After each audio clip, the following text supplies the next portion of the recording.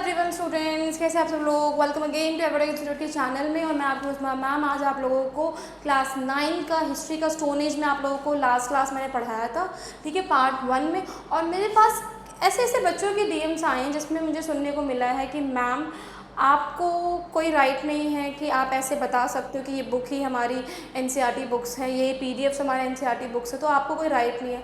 तो मेरा एक बेसिक सा क्वेश्चन बस यही है कि आप मुझे बस ये बता दो कि आप अपने 3 महीने अप्रैल मई जून 3 महीने क्या आप अपना वेस्ट करोगे। मैंने आपको क्या बोला कि यही सारी चीज़ें आपको आपके एनसीईआरटी बुक में देखने को मिलेगी। इट मीन्स अभी तो मैं यहाँ पे आपको पढ़ा रही हूँ, मेरा यहाँ पे व्यूज़ गेन करना नहीं है मोटिव। मेरा मोटिव है कि बच्चे अगर 3 महीने बैठे तो उन्हें 3 महीने एसएसटी का कुछ ना कुछ नॉलेज तो मिलता रहे ना। यही चैप्टर आपके फाइनल बुक्स में देखने को ज़रूर मिलेंगे। तो आप लोग अब ऐसा मत सोचो कि मैम व्यूज़ के लिए ऐसा कर रही, नहीं। मेरे पास अगर टाइम है भी तो मैं ऐसे फालतू चीज़ें नहीं करूँगी, ठीक है। वहीं पे कुछ बच्चों ने मुझे काफ़ी प्रेस करा कि मैम प्लीज़ और पीडीएफ्स भेज दो ताकि हम लोग अच्छे से पढ़ाई कर सके। तो ना स्टूडेंट्स की कैटेगरी 2 टाइप से डिस्क्राइब होती है। पहली कैटेगरी जो बच्चे एक्चुअल में पढ़ना चाह रहे हैं, they are very curious about the things कि हाँ मैम अगर ये पीडीएफ से पढ़ा रही है तो हमें पढ़ना चाहिए। ये मैम ने दिया है रीज़न कि ये एनसीईआरटी में चैप्टर हो सकते हैं, एटलीस्ट ना बैठने से अच्छा कुछ अच्छा कर लेना। वहीं कुछ ऐसे बच्चे होते हैं जिनको बस टाइम वेस्ट करना है, ठीक है, नहीं छोड़ो ना, ये तो क्या ज़रूरत है पढ़ने की, ये तो बुक में होगा ही नहीं, ऐसे ही पढ़ा रहे हैं। तो ऐसा नहीं, आपके 3 महीने वेस्ट होंगे। स्कूलों में भी यही चैप्टर्स पढ़ाया जा रहा है। क्या स्कूल्स पागल है? क्या स्कूल के teachers have gone lost to the mind कि भैया ये लोग पागल है टीचर स्कूल के कि सारे ये पढ़ा रहे हैं? सभी स्कूलों में यही चल रहा है। जहाँ को अपने आसपास के लोगों से पूछो। तो मेरा बस ये बेसिक कॉन्सेप्ट और बेसिक कंसर्न तुम लोगों से बस यही है कि तुम लोग 3 महीने अपने मत वेस्ट करो, जो मैं पढ़ा रही हूँ उसको पढ़ते रहो ताकि आपके एसएसटी में लिंक बना रहे। तो ये तो मेरा हो गया आपसे एक स्पीच, एक प्रवचन मैंने आपको दे दिया है। बट मैंने लास्ट टाइम, अगर आपको याद होगा तो मैंने आपको लास्ट टाइम पैलियोलिथिक पीरियड मैंने पढ़ा दिया था, ओके। आज करना है हमें मेसोलिथिक पीरियड, ओके। चलो स्टार्ट करते हैं। Is it visible to all of them? I guess. Mesolithic period. हाँ, visible. Mesolithic period को हम एक और नाम देते हैं मिडिल स्टोन एज। ये वो पीरियड है हिस्ट्री का that exist between the Palaeolithic period and the Neolithic period. मतलब कि पैलियोलिथिक पीरियड और न्यूलिथिक पीरियड के बीच का जो एरा था उसको हमने नाम दिया मेसोलिथिक पीरियड का, ठीक है। Mesolithic people use tools made of bones. Mesolithic people जो होते हैं उस समय के मेसोलिथिक पीपल, अगर आपको याद होगा मेसोलिथिक पीरियड कब से शुरू था, अगर आपको याद होगा मैंने आपको पढ़ाया भी था कि जो मेसोलिथिक पीरियड है वो शुरू हुआ था हमारा एरा।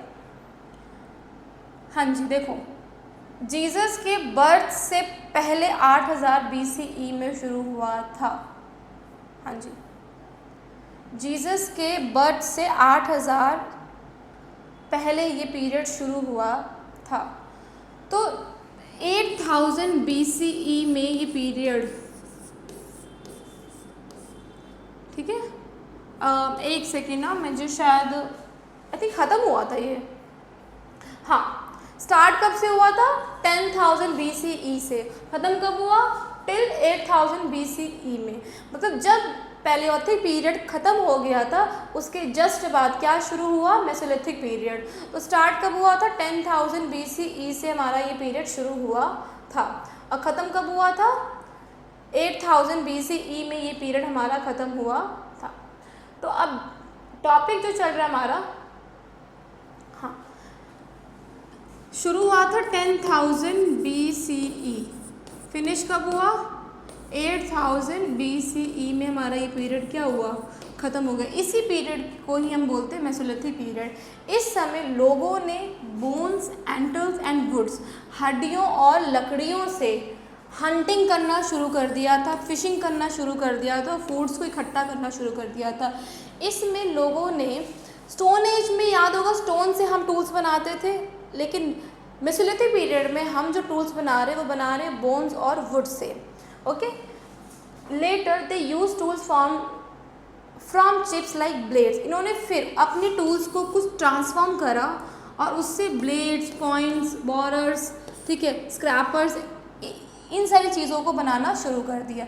यहाँ देखो ये सारे हथियार हैं, कुछ लकड़ी के हैं, कुछ हड्डियों को शार्प करके बनाए जा रहे हैं, तो आप इस पिक्चर में देख सकते हो ये सारे हैं। इसीलिए इसको नाम दिया गया माइक्रोलिथिस, माइक्रोलिथिस, ठीक है।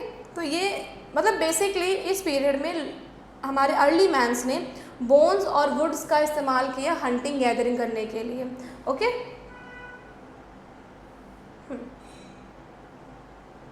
The people living during the Mesolithic period were Hunter gatherers.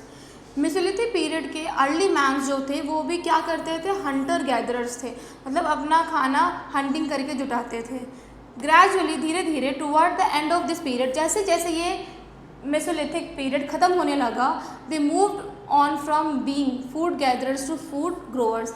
Yes, question आ सकता है यहाँ से, इन लोगों ने फूड, पहले ये फूड इकट्ठा करते थे जगह जगह जाकर, अब ये फूड को ग्रो कर रहे हैं। तो क्वेश्चन आ सकता है कि इस पीरियड के एंड तक हम लोगों ने फूड को ग्रो करना सीख लिया था। दे एक्सपेरिमेंटेड विथ सीड, इन्होंने एक्सपेरिमेंट करा with seeds by dropping them on the ground and seeing them grow.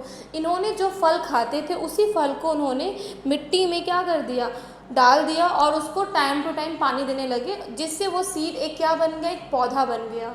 इस तरीके से उन्होंने फूड को ग्रो करना सीख लिया था। They realize that growing plants they receive food in sufficient quantity. अगर ये प्लांट्स धीरे आगे चल के ग्रो हो जाएंगे तो हमारे लिए सफिशेंट खाना हो जाएगा। They made attempts to domesticate animal, इन्होंने अपने पास गॉड, शीप, कैटल, ठीक है, इनको भी रख रखा था। क्यों रख रखा था, क्योंकि इनसे उनको क्या मिलता था, मिल्क और फूड मिलता था। तो मेसोलिथिक पीरियड के एंड में हम लोग फूड गैदरर से कहाँ आ गए, फूड ग्रोअर में आ गए, और हम लोगों ने सीड्स की हेल्प से प्लांट्स को ग्रो करना शुरू कर दिया था। इस समय हम गॉड, शीप और कैटल को मिल्क प्रोड्यूस करने के लिए रखते थे। इसको देखो, नोट करो, कोई पॉइंट है।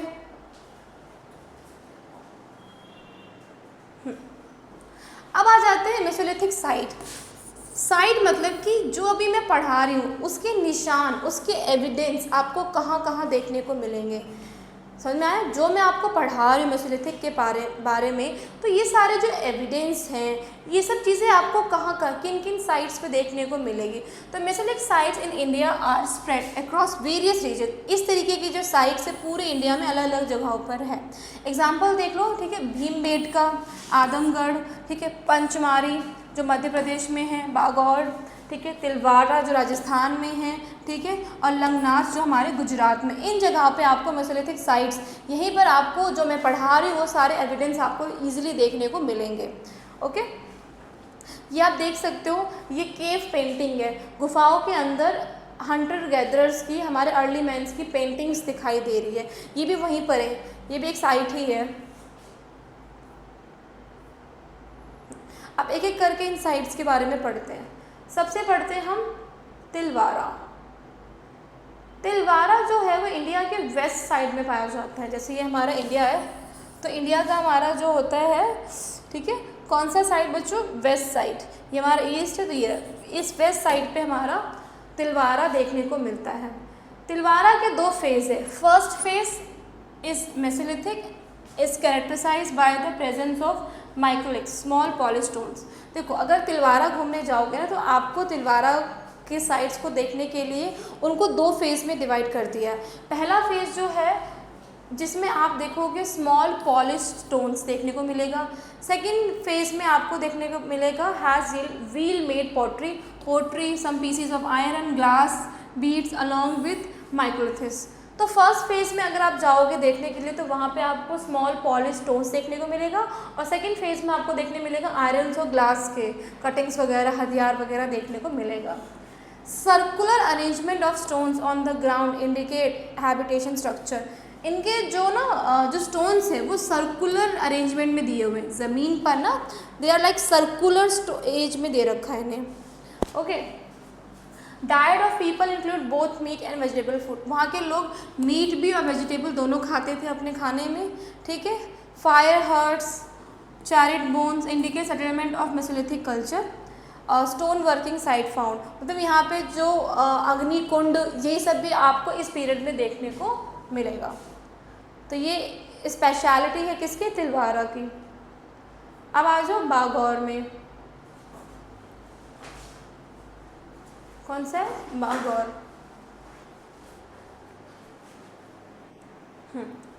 जो हमारा बागौर है,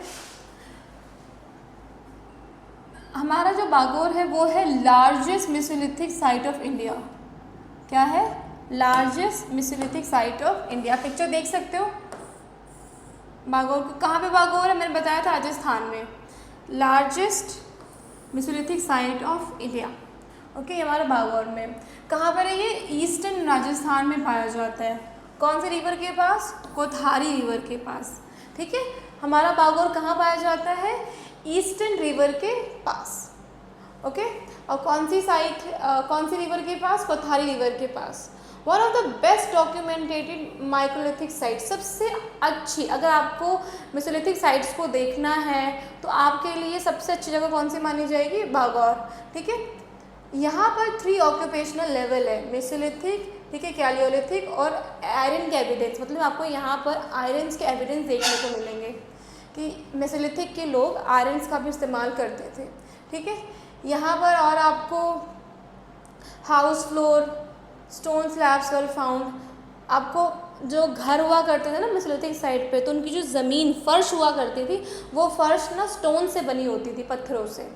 ओके, और यहाँ पे लार्ज एनिमल, बड़े बड़े एनिमल्स के बोन्स देखने को मिलेंगे आपको इस साइट पर अगर घूमने जाओगे तो।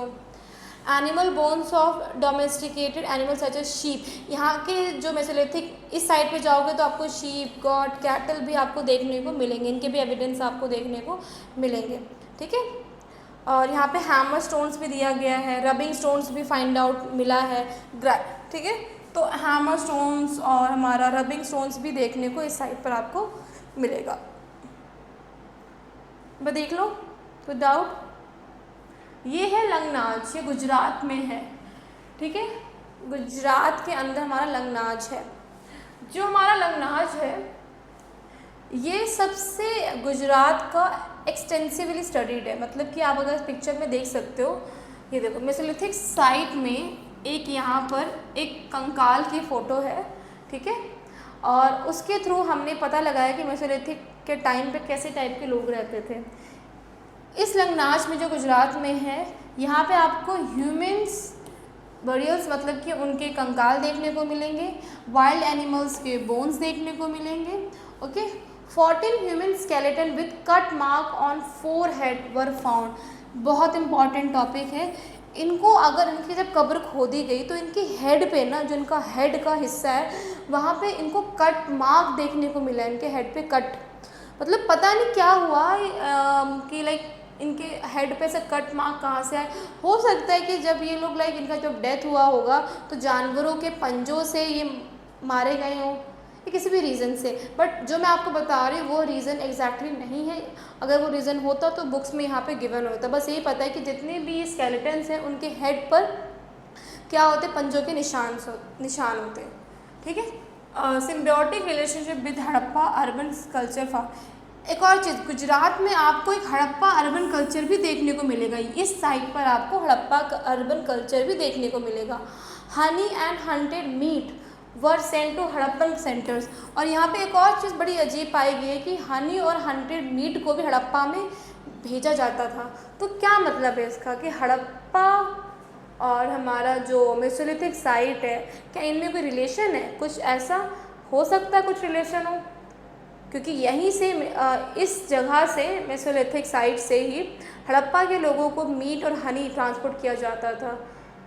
तो कोई ना कोई रिलेशन होगा, बट हमारे कोर्स में अभी दे नहीं रखा। जब आप आगे पढ़ोगे 11th में 12th में हिस्ट्री लोगे तो आपको पता लगेगा।